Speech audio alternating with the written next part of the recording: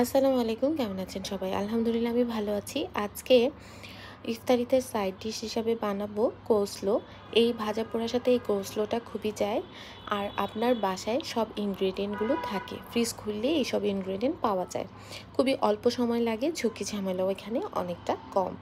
আমি নিয়ে নিয়েছিলাম একটা পাত্রে 2 টেবিল স্পুন মেয়োনিজ, তারপর নিয়ে নিয়েছিলাম 2 টেবিল স্পুন ইয়োগার্ট, তারপর নিয়ে নিয়েছিলাম সামান্য লবণ আর 1 টিস্পুন সুগার। তারপর দিয়ে দিয়েছিলাম 1 টিন ক্রিম। এই ক্রিমটাই এই কোসলোতে খুবই টেস্ট বাড়িয়ে দিবে। খুব ভালো করে মিক্সড করে নিয়েছি। আমি পানি ছাড়ে না এই কারণে ক্রিমটা ইউজ করেছি। তারপর দিয়ে দিলাম গোলমরিচের গুঁড়ো, টেস্টটা খুব ভালো আসে। ভালো মতো মিক্সড করে গ্রেট করা ক্যাবেজ দিয়ে দিলাম, যেটা বাঁধাকপি, এটা খুব সুন্দর করে গ্রেট করা ছিল। তারপরে গ্রেট করা গাজর দিয়ে দিলাম। হয়ে গেল আমার সুন্দর কোসলো।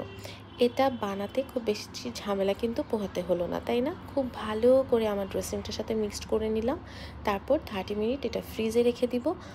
30 মিনিটস পরে এটা রেডি টু সার্ভ। আপনারাও কিন্তু এটা ইফতারে খুবই মজাদার খাবার হতে পারে, বানাতে পারে।